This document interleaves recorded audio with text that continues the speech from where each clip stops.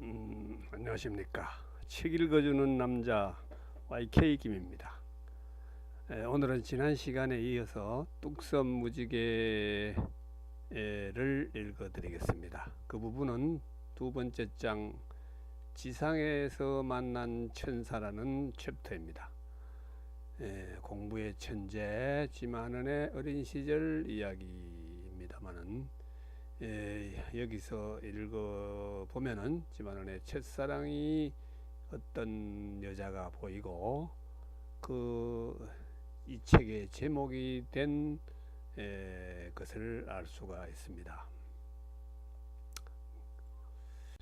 두 번째 있는 챕터입니다. 지상에서 만난 천사라는 제목이고 페이지는 8페이지. 인생의 역사는 맥주병과 같다는 생각을 한다.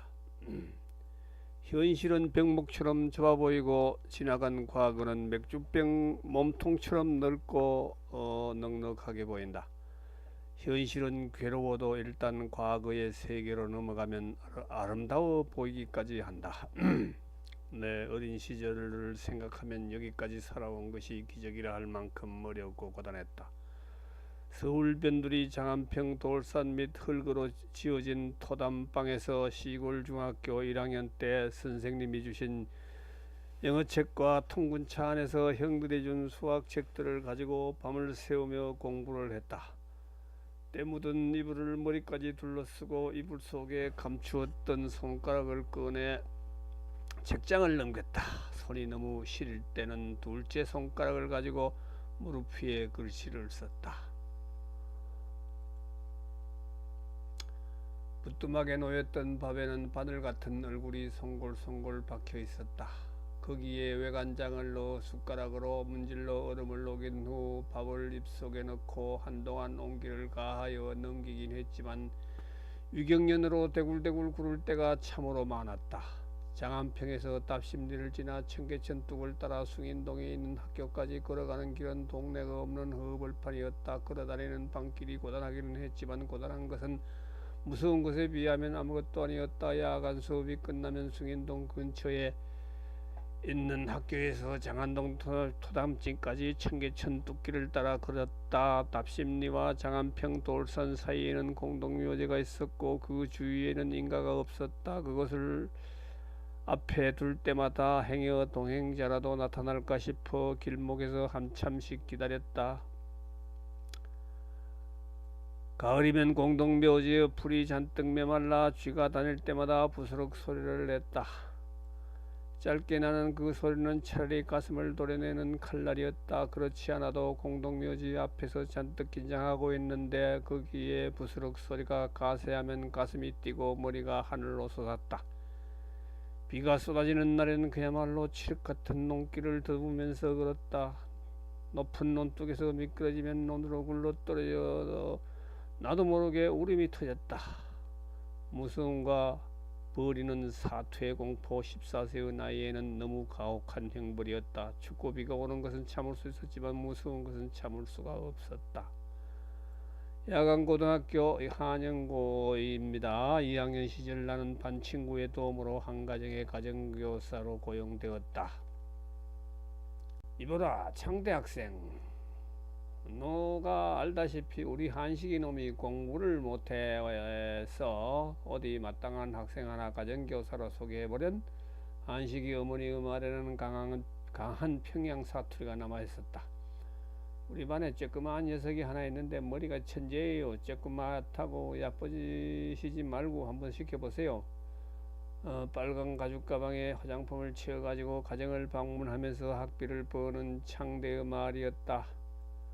그는 나보다 나이가 서너 살 위지만 야간반 동창이었다. 한식이는 어머니가 일 나가 있는 동안 동네 아이들과 어울리는 데 익숙해져서 1시간 이상 진득하게 앉아있지를 못했다.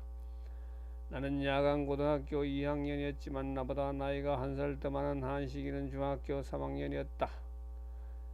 함수, 기하, 인수분해 등 간단한 내용을 가르쳐주지만 그의 머리는 형광등처럼 답답했다. 답답한 것은 머리가 돌지 않는 한식이도 마찬가지였다. 그럴 때마다 그에게는 장난기가 발동했다. 야, 이 쬐끄만 대가리가 왜 그렇게 좋으냐 하면서 나의 머리를 툭툭 건드렸다. 야 임마, 지만은 내 팔 좀 만져봐. 돌같이 단단하지 자식.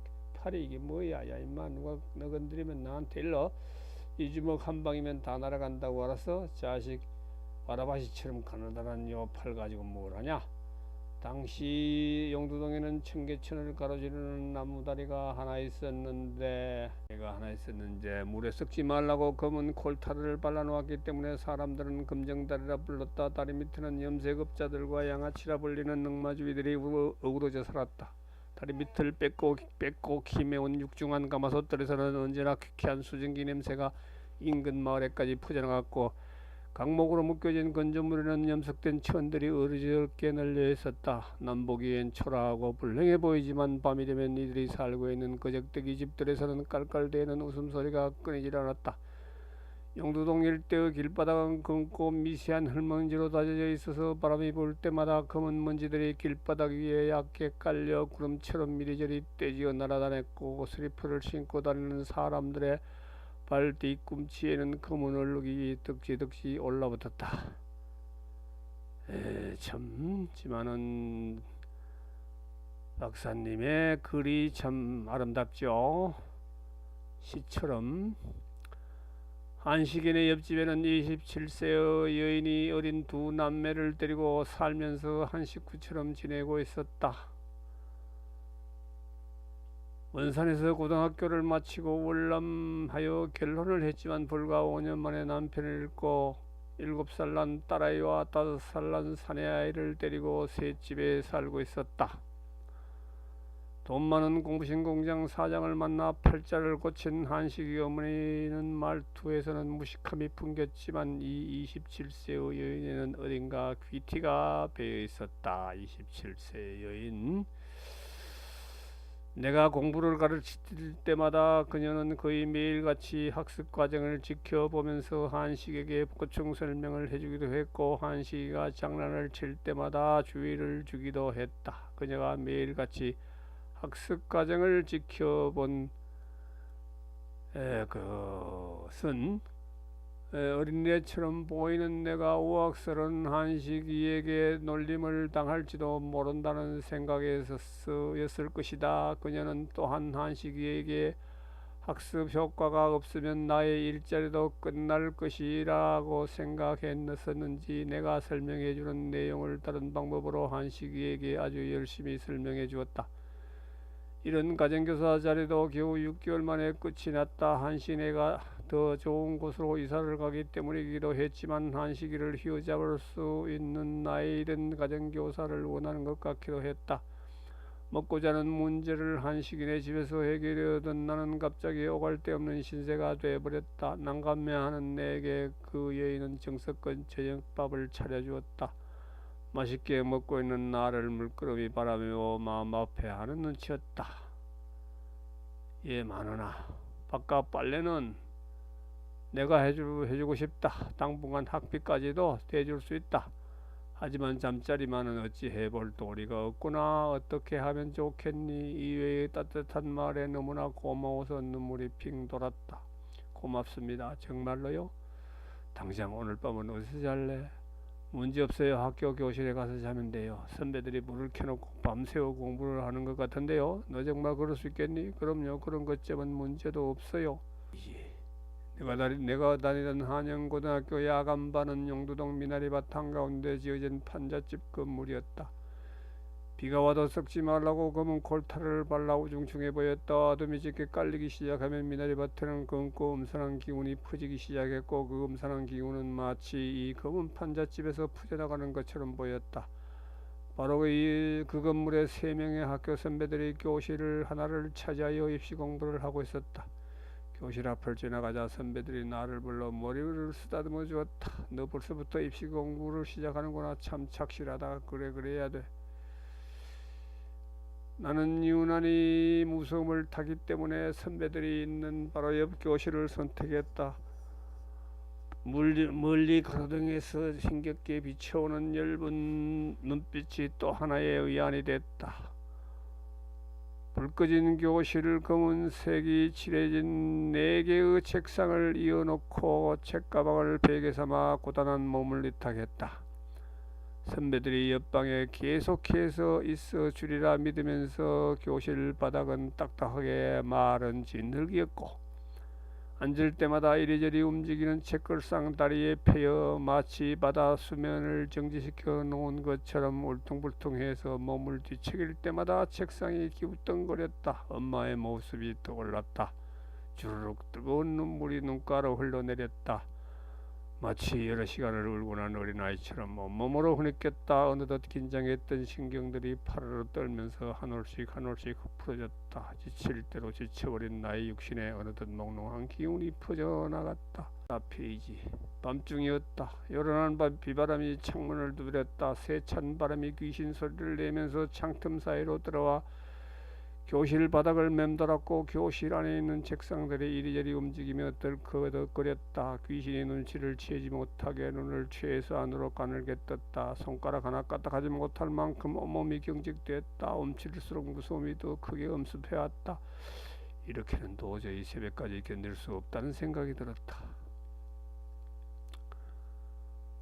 다급하게 궁리를 했다. 어느 창문을 열어야 단번에 열릴까. 만일 시도했던 창문이 단번에 열리지 않으면 귀신이 덤벼들지도 몰랐다. 이를 악물고 안힘을 다해 몸을 일으켰다. 쏜살같이 창문으로 다가가 미닫이 창문을 열어젖혔다. 창틀이 빗물에 불어 움직이지 않았다. 필사적인 힘으로 다른 창문을 열어젖혔다. 어디로 뛰는지 나도 몰랐다. 가로등 불빛에 은가루처럼 휘날리는 빗줄기가 그렇게 반가울 수 없었다. 어둠 속에서는 무서워서 속력을 다해 뛰었고 가로등 밑에서는 비를 맞고 한참씩 뛰었다. 아침에 눈을 떴다. 나는 그 여인의 어린 남매와 나란히 누워 있었다. 그녀의 쇠방에는 연탄식 부뚜막이 설치되어 있고 그 부뚜막 위에는 물이 담긴 양소치 화력이 약한 연탄불 위에 걸려 있었다. 나는 그 부뚜막 위에 잠이 들어 있었던 것이다. 나를 보내놓고 마음이 놓이지 않았던 그녀 역시 비바람이 세차게 몰아치자 잠을 이루지 못했다고 했다. 한밤중에 이상한 느낌이 들어 혹시나 하고 쪽문을 열어보니 네가 양솥 옆에 새우처럼 몸을 틀고 잠들어 있었다고 했다. 그 여여 나를 옆에 뉘어놓고 눈이 붓도록 울었다 했다. 무의식 중이라도 내가 그 여인의 집으로 달려온 것은 나의 의식 속에 이미 그녀에 대한 믿음이 자리하고 있어서였을 것이다. 그 충격이 컸던지 나는 밤마다 가위에 눌렸다. 식은 땀을 너무 많이 흘려 속옷이 물에 담근 것처럼 흥건하게 젖었다. 그녀는 동네 엿공장에서 매일같이 엿을 사주면서 꿀 대신 엿이라도 먹고 빨리 회복하라고 했다. 누우면 온몸이 방바닥에 착 달라붙었고 한번 잠들면 송장처럼 늘어졌다. 어느 정도 회복이 되자 그녀는 내게 다락방 하나를 얻어주었다. 그리고 얼마 후 나는 담임 선생님의 주선으로 을지로 상가에 있는 어느 무역회사 급사로 취직해 사무실에서 잠을 잘 수 있게 됐다. 스산한 가을 어느 가을날의 하교 시간 비가 주룩주룩 내리고 있었다. 울타리도 없는 학교의 집안 운동장 한 끝으로 연결된 길목에 그녀가 우산과 반장화를 들고 서 있었다. 반장화. 콧날이 시큰할 만큼 행복했고 이제 나도 외롭지 않다는 생각이 들었다. 하지만은 이것 좀 신어가 맞을까 모르겠다. 응 맞아 누나. 돈도 없는데 왜 이런 걸 다 사왔어. 누나라는 호칭은 그녀가 내게 준 선물이었다. 나 아줌마니야. 이제부터 내 누나야. 아스팔트가 없었던 흙탕길, 여기저기 파여진 곳마다 회색빛 먹물이 고여있었다. 우리는 비닐 우산을 함께 받쳐들고 이리저리 발걸음을 올라가며 걸었다. 몸을 밀착시키기 위해 나는 그녀의 허리를 감았다. 스커트 벨트 위로 밀려난 연한 살집이 너무나 감미로웠고 손가락에서 솟아나기 시작한 행복감이 온몸으로 퍼져나갔다. 이렇게 허리를 감고 걸을 수 있는 누나, 우산과 장화를 가지고 와서 버스 정류장에까지 데려다주는 누나가 있다는 것이 처음에는 믿겨지지가 않았다. 계란형으로 조각된 고운 얼굴, 가늘게 흘러내린 목선, 투명하고 뽀얀 피부, 잔잔히 배어나오는 윤기, 이렇게 황홀하고 매력적인 여인을 누나로 둔 것도 오직 꿈에서나 가능할 일이었다. 그녀가 없었던 어제는 지옥이었고 그녀가 있는 오늘은 천국이었다. 그녀가 곧 나의 정신적 신분이 된 것이다. 누나, 오늘 학교에 멋쟁이 화학 선생님이 새로 오셨는데 그 선생님이 나보고 알프스 소년 같대. 알프스 소년이 뭐야? 너처럼 얼굴도 희고 눈도 크고 해맑은 소년이지. 어쩌면 너는 어린 나이에 눈 없으면 코베 간다는 서울에 혼자 올라올 생각을 다 했니? 셋째 형이 나보다 10살이 더 많거든. 둘째 형이 가사를 꾸려갈 때에는 나보고 공부만 열심히 하라 했는데 둘째 형이 객지로 나가고 셋째 형이 가사를 꾸려나가면서부터는 나에게 곡괭이를 들려주는 거야. 화전밭을 파라고. 그래서 17페이지. 그래서 화전밭을 파고 있는데 앞 동네 학교 스피커에서 국회의원 후보들이 연설을 한다고 방송을 하는 거야. 셋째 형에게 잠깐만 갔다 온다고 했더니 허파에 바람이 들면 안 된다며 못 가게 하는 거야. 아버지는 늙으시니까 형이 시키는 일에 반대는 못 하시고 한숨만 땅이 꺼져라 쉬시는 거야. 곡괭이질을 몇 번밖에 하지 않았는데 손바닥에 물집이 생기지 뭐야. 쓰리니까 곡괭이를 잡을 수가 없는 거야. 그래서 형에게 손바닥을 보여주며 더는 못하겠다고 했어. 그런데 형이 뭐라고 말했는지 알아? 뭐래? 아파도 참고 계속 일을 해야 구덕살이 잡혀 농부가 될 수 있대. 그녀가 가엾다는 듯이 나를 꼭 끌어당겼다. 그래서 나는 마음속에 다짐했지. 형으로부터 탈출해야겠다고. 이야기를 듣는 동안 그 여인은 한숨을 내쉬기도 했고 대견스럽다는 듯이 내 얼굴을 들여다보기도 했다. 엄마가 많이 보고 싶니? 얼마 전까지도 그랬는데 지금은 학교에 나가도 누나만 보고 싶어져. 정말? 어둠 속에서 내 눈을 쳐다보았다. 나는 말 대신 고개를 천천히 끄덕였다. 하남동에서 나오는 물길을 따라 을지로로 가는 버스를 타려면 한참을 걸어야 했다. 그녀와 나는 매일 학교 앞에서 영두동 버스 정류장까지 이렇게 걸었다. 학교에서 버스 정류장까지 가는 데에는 20분이면 되었지만 두 사람은 일부러 뚝을 따라 천천히 걸었다. 여러 대의 을지로행 버스가 앞에 와 섰지만 그냥 보냈다. 등을 떠밀어야 버스를 탔고 버스에 오를 때마다 그녀는 언제나 옆봉지를 건네주었다. 잘 가. 버스에 오르면 그녀가 보이지 않을 때까지 뒤돌아보았다. 그리고는 나도 모르게 반사적으로 느꼈다. 그릇은 어린아이였다. 얘지만은 누나가 시집가도 너 혼자 공부 잘할 수 있지?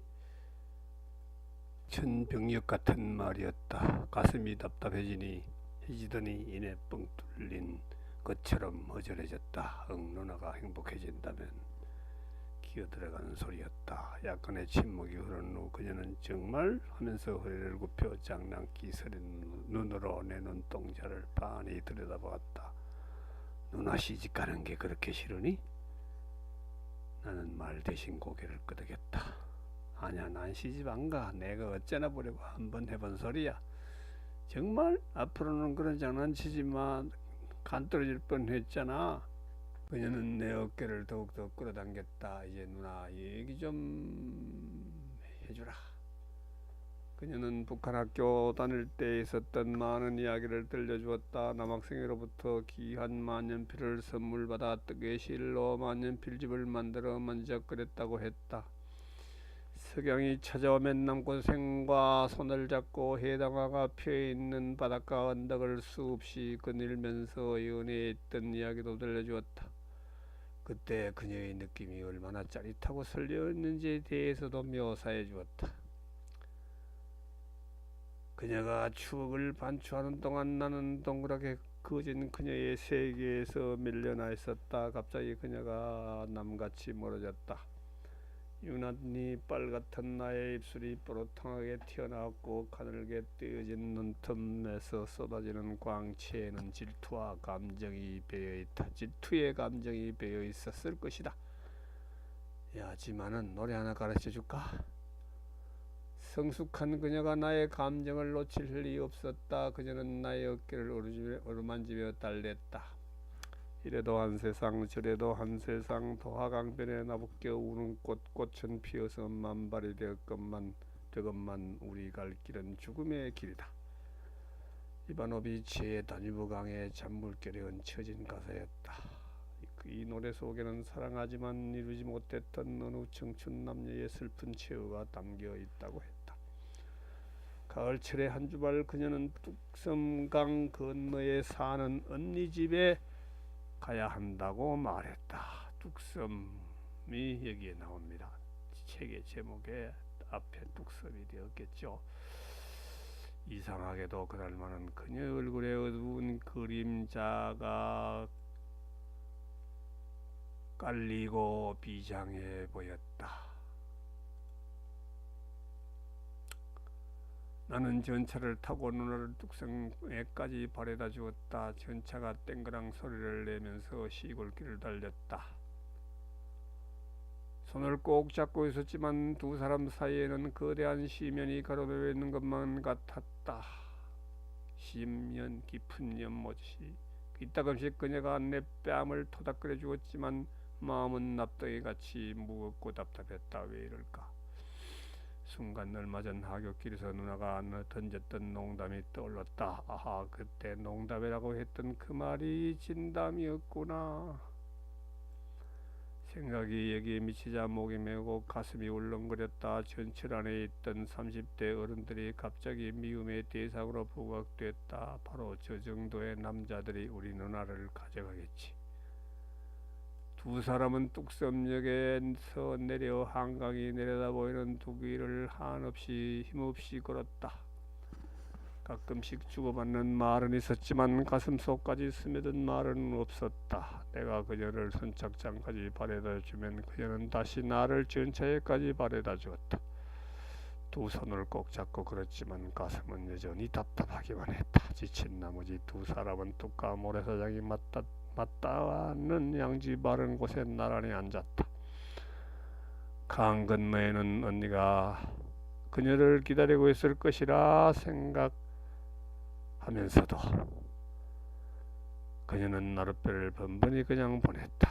강 건너에는 언니가 그녀를 기다리고 있을 것이라 가기가 싫었습니다. 누나가 강 건너에 사는 언니는 부자로 잘 사는데 참외와 수박 농사를 짓는다고 했다. 드디어 나룻배가 석양빛 마지막 손님을 기다렸다. 두 사람은 손깍지를 낀 채 자리에서 일어섰다. 조심해서 가. 밥 잘 챙겨 먹고. 이 엄청난 순간에 겨우 이 말밖에 할 수 없는 것인가. 잡혀있던 손이 허전해지는 순간 눈물이 주르륵 흘렀다. 가엾다는 듯 누나는 손바닥으로 눈물을 닦아주었다. 나룻배가 잔잔한 물결을 남기며 멀어져 갔다. 강가의 온갖 가을 풍경이 허공에 떠있는 허상들처럼 쓸쓸해 보였다. 그날따라 가을바람에 파들거리는 밀나무 잎들도 유난히도 반짝거렸다. 이래도 한 세상 저래도 한 세상 도화강변에 나부껴 우는 꽃은 피어서 만발이 되건만 우리 갈 길은 죽음의 길이다. 이제는 이 노랫말에 슬픔이 내 것이 됐다. 나는 이제 어둠 속에 뿌려진 고아가 됐다. 누나의 얼굴을 다시 볼 수 없는 것이 참을 수 없는 슬픔이었다. 전차역을 향해 터벅터벅 발길을 옮겼다. 굵은 눈물이 쉴 새 없이 미달렸다가 뺨을 타고 흘렀다. 멀리 전차역에서 비춰오는 불빛이 그 출렁이는 눈물에 오색 영롱한 무지개를 그리고 또 그렸다. 무지개. 끝. 2장 끝입니다. 오늘은 마무리하겠습니다.